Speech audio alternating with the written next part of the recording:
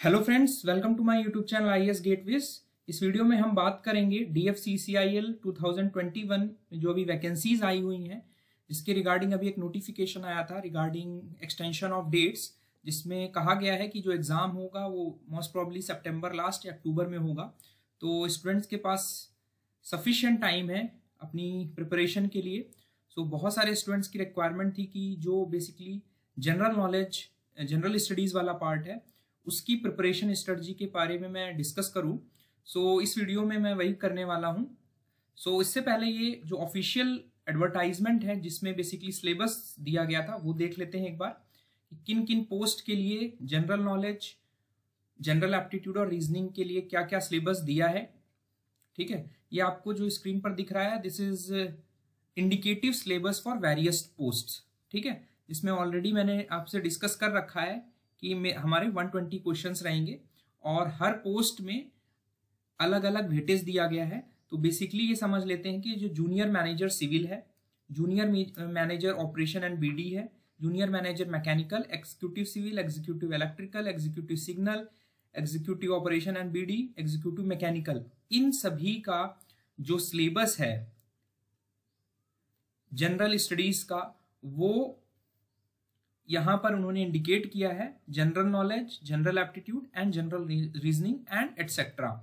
ठीक है, तो यहां पर जो वेटेज दिया गया है, बेसिकली जो पार्ट 1 होगा इसमें क्वेश्चंस पूछे जाएंगे। बेसिकली ये नॉन टेक पोर्शन है, ठीक है, जिसमें टोटल 24 क्वेश्चंस पूछे जाएंगे।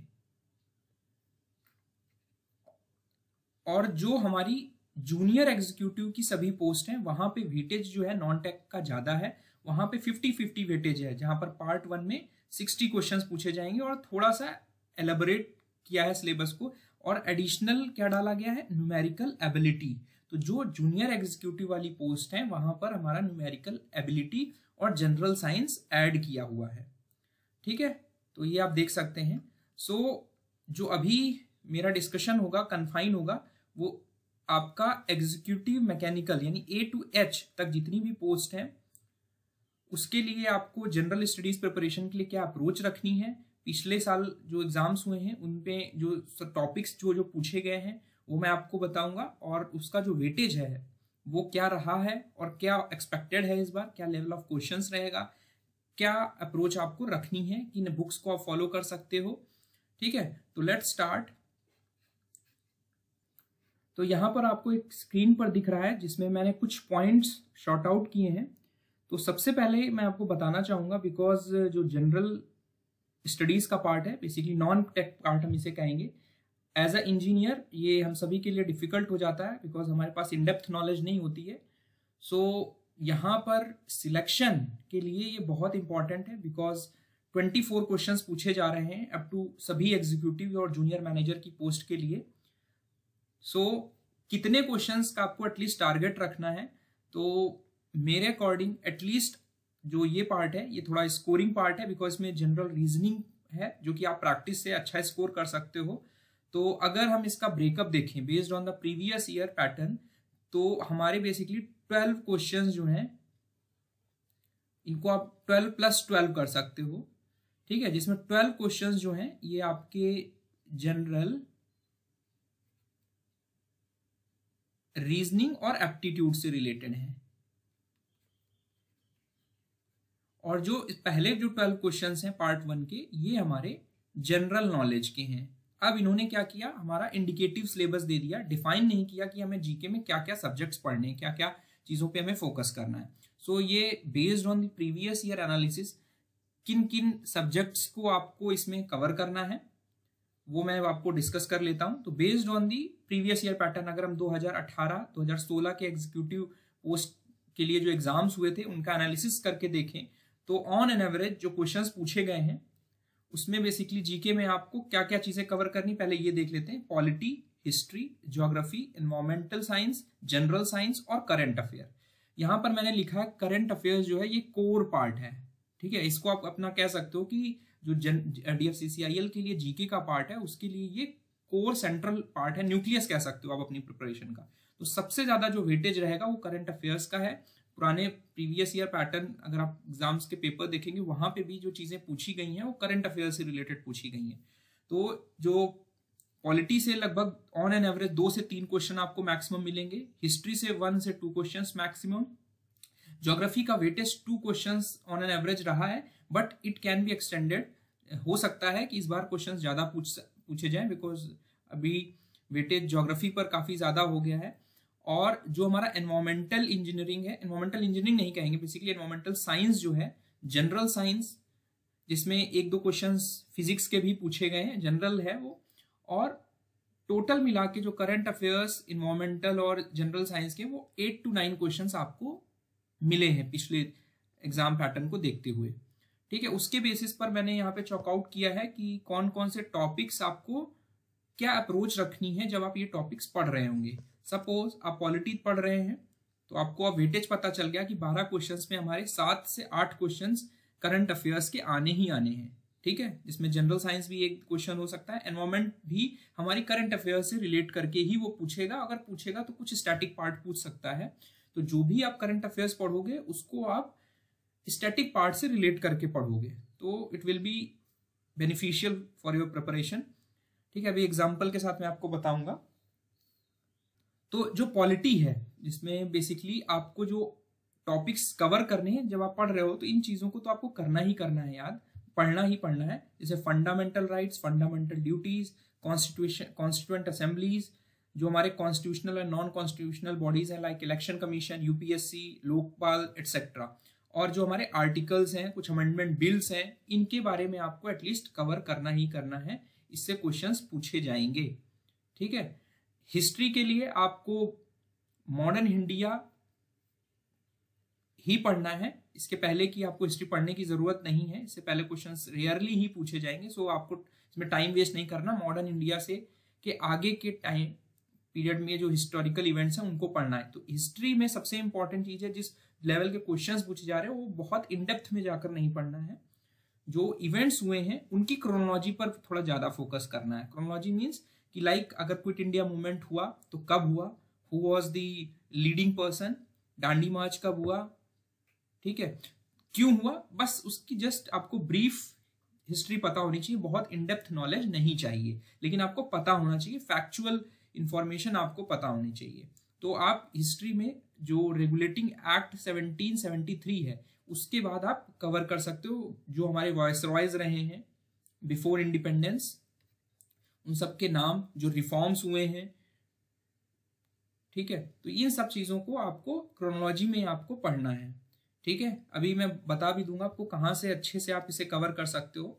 उसके बाद आते हैं ज्योग्राफी में। ज्योग्राफी का वेटेज इस बार अच्छा हो सकता है, 2 to 3 क्वेश्चंस तो पूछे जाते हैं, 4 क्वेश्चंस तक पूछे जा सकते हैं, but it will be related to the current affairs. Current affairs में जो ज्योग्राफिकल इवेंट्स हो रहे हैं उससे रिलेट करके क्वेश्चन पूछे जाएंगे। तो ज्योग्राफी में जो देखा गया है, जो क्वेश्चन 2 से 3 क्वेश्चन आते हैं वो लोकेशन बेस्ड क्वेश्चन आते हैं, लाइक कि ये माउंटेन्स हमारा कहाँ लोकेटेड है, लाइक नीलगिरी हिल्स हमारे किस स्टेट को बॉर्डर कर रहे हैं, हमारी कौन सी रिवर कहाँ से निकल रही है, उसकी क्या क्या ट्रिब्यूटरीज है, हमारा कौन सा डैम कहाँ पर सिचुएटेड है, किस रिवर पे सिचुएटेड है। तो ये सारी चीजें भी हमारी, क्योंकि अभी कुछ हमारे उत्तराखंड में जैसे फ्लड्स आए थे, हमारे कुछ कोलैप्स हुए थे, क्लाउड बर्स्ट हुआ था, तो इन सारी इवेंट से क्वेश्चंस पूछे जा सकते हैं। उसके बाद आते हैं एनवायरमेंट, जनरल साइंस और करंट अफेयर्स। जैसा कि मैंने बताया ये आपका कोर पार्ट रहेगा, जिससे 7 to 8 क्वेश्चन तक पूछे जा सकते हैं। 6 क्वेश्चन तो आप मिनिमम मान के ही चलिए। तो जब आप करंट अफेयर्स पढ़ रहे हैं तो जो चीजें आपको कवर करनी है उसमें है आपके जो आपके नेशनल एंड इंटरनेशनल इवेंट्स हो रहे हैं।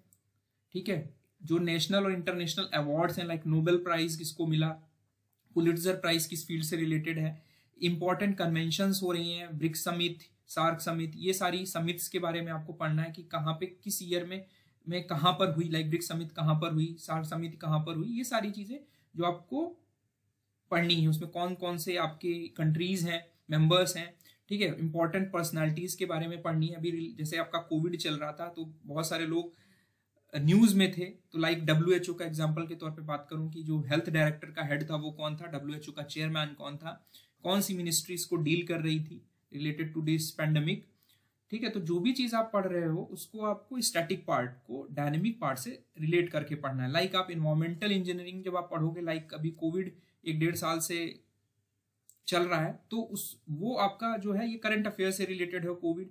तो इसका जो स्टैटिक पार्ट वो क्या है, वो रिलेटेड टू आपका जनरल साइंस बायोलॉजी से रिलेट करता है। आरएनए डीएनए के बारे में क्वेश्चन पूछ सकता है, किसने उसकी डिस्कवरी की, हमारे वैक्सीनेशन प्रोग्राम कहाँ कहाँ पर कौन कौन से चलाए गए, कौन मिनिस्ट्रीज को कोऑर्डिनेट कर रही थी, वैक्सीन्स कौन कौन सी अवेलेबल है, कौन कौन सी कंट्रीज ने के साथ एसोसिएट होकर इंडिया ने डेवलप किया है, कौन कौन सी टेक्निक्स अवेलेबल हैं because related to disease treatment के लिए, ह्यूमन डिसीजेस कौन कौन सी होती हैं, विटामिन कौन कौन से होते हैं। तो ये सारी चीजें आपको स्टैटिक पार्ट और करंट अफेयर्स को इस तरह कोरिलेट करके पढ़ना है। रिलेटेड टू जनरल साइंस 1 या 2 क्वेश्चन, कभी कभी फिजिक्स से न्यूटन्स लॉज ऑफ मोशन भी कभी कभी पूछ लिया है। क्लाइमेट चेंज से रिलेटेड क्वेश्चन हो सकते हैं। पॉल्यूटेंट्स, सेकेंडरी पॉल्यूटेंट्स क्या होते हैं, प्राइमरी पॉल्यूटेंट्स क्या होते हैं। रिलेटेड टू इकोलॉजी जो होगा, आपके नेशनल पार्क्स, कौन सा नेशनल पार्क कहाँ सिचुएटेड है, वाइल्ड लाइफ सेंचुरीज कौन सी कहाँ पर सिचुएटेड है, किस स्टेट में हमारी वाइल्ड लाइफ सेंचुरीज ज्यादा हैं, टाइगर रिजर्व्स, प्रोजेक्ट टाइगर क्या होता है, हमारे टाइगर सेंसस, जो भी हमारे related to census, ecological census हैं, वो आपको उनकी फैक्चुअल इंफॉर्मेशन पता होनी चाहिए। तो ये सारी चीजें इस अप्रोच के साथ पढ़नी कि आपकी ये चीजें एटलीस्ट कवर हो जाए, बिकॉज लास्ट ईयर एग्जाम में इस टॉपिक से क्वेश्चंस पूछे गए हैं। उसके बाद आती है कि आपको करंट अफेयर्स वाला जो पार्ट है वो कब से कवर करना है। तो एग्जाम अब मान लीजिए अगर अक्टूबर में होता है तो आपको एटलीस्ट 1.5 ईयर्स की जीके कवर करनी है, बिकॉज बीच में इवेंट्स थोड़े कम हुए हैं, ठीक है, समिट्स वगैरह कम हुई है ड्यू टू कोविड सिचुएशन। तो आप एटलीस्ट 1 अप्रैल 2020 के बाद की जीके आपको पढ़नी ही पढ़नी है, ठीक है। तो ये आप ध्यान रखो, 1 से 1.5 साल की आपको मिनिमम करंट अफेयर्स पढ़नी है। तो उसके लिए करना क्या होगा, मैं आपको कुछ बुक्स बता देता हूँ। मेरे according Lucent will be the best book, जिसमें सारी चीजें कवर की हुई हैं। टाइम अभी सफिशिएंट है, आप अपने डेली रूटीन में टाइम फिक्स कर लीजिए कि आपको 1 घंटा जीके पढ़ना है, ठीक है। और जिसमें आपको अल्टरनेट रोटेशन बेसिस पर आप कभी हिस्ट्री पढ़ सकते हो, कभी ज्योग्राफी पढ़ सकते हो, कभी करंट अफेयर्स पढ़ सकते हो। करंट अफेयर्स के लिए कोई भी आप मैगजीन फॉलो कर सकते हो। मैंने जब कंपटीशन की प्रिपरेशन की थी तो प्रतियोगिता दर्पण पढ़ता था मैं, और अभी भी इसकी काफ़ी अच्छी तरीके से एक्सप्लेन्ड वे में ईयरली मैगजीन आती है। तो जब आप पढ़ रहे हैं तो अपने इस अप्रोच, इस एग्जाम के अप्रोच के हिसाब से जो फैक्ट्स हैं वो आपकी स्टोरी वाइज है, तो आपको बहुत रटना नहीं पड़ेगा, आपको मेमोराइज हो जाएंगी जब आप स्टोरी फॉर्म में पढ़ोगे। तो आई वुड सजेस्ट आप ये प्रतियोगिता दर्पण की जो मैगजीन है, ईयरली मैगजीन, वो फॉलो कर सकते हो। मनोहर पांडे की भी कुछ लोग सजेस्ट करते हैं, उसे भी आप रेफर कर सकते हो, बट उसमें सारी चीज़ें बहुत कंसाइज में दी हैं, तो आपको बहुत रटना पड़ेगा, ठीक है। तो बस एक ये ड्रॉबैक है, but you can refer that. तो ये तीनों बुक से आपको ये सारी चीज़ें कवर हो जाएंगी। और आप डेली टाइम दीजिए, आप आधा 1 घंटा एक न्यूज़ सुन लीजिए, ठीक है। तो वहाँ से भी आपको जो करंट अफेयर्स में बहुत सारी चीज़ें चल रही होंगी उसके बारे में भी पता चल जाएंगी, ठीक है। तो अपने डेली रूटीन में 2 घंटे का टाइम अपने नॉन टेक पार्ट को फोकस करिए, डेली पढ़िए, because it is the most important part जो कि आपका सिलेक्शन डिसाइड करेगा। इसको छोड़ना नहीं है, बिकॉज इंजीनियर्स का ये पार्ट वीक होता है। It should be taken care कि आपका ये पार्ट रह ना जाए। सो आपको एटलीस्ट जो 24 में से मेरे 19 से 20 क्वेश्चन आपको सही करने हैं। अगर बेसिक लेवल के क्वेश्चन जैसे आए हुए हैं उस हिसाब से आते हैं तो 19 to 20 मार्क्स आपको स्कोर करने हैं। और जो एग्जीक्यूटिव वाली पोस्ट है वहां पे बेसिक लेवल के ही क्वेश्चंस आएंगे, तो वहां पे I think 45+ will be a good score. तो यहाँ पे थोड़ा सा कंपटीशन भी अच्छा लेवल का होगा। तो 19 to 20 questions you have to target कि आपके सही हो जाए। अगर हम इसका ब्रेकअप देखें तो जीके में 12 में से 9 to 10 क्वेश्चन आपको करने ही करने हैं सही, ठीक है। और जो बचे हुए 12 क्वेश्चन है उसमें आपको भी 10 क्वेश्चंस करने हैं, ठीक है। रीजनिंग पार्ट आपका कैसे अच्छा होगा वो भी डिस्कस कर लेते हैं कि रीजनिंग पार्ट में आपको क्या क्या चीज़ें कवर करनी है और कैसे आप उनको इम्प्रूव करोगे। तो आई वुड सजेस्ट कि आप इस तरह फॉलो करिए, इस अप्रोच के साथ पढ़िए, तो इट वुड बी हेल्पफुल।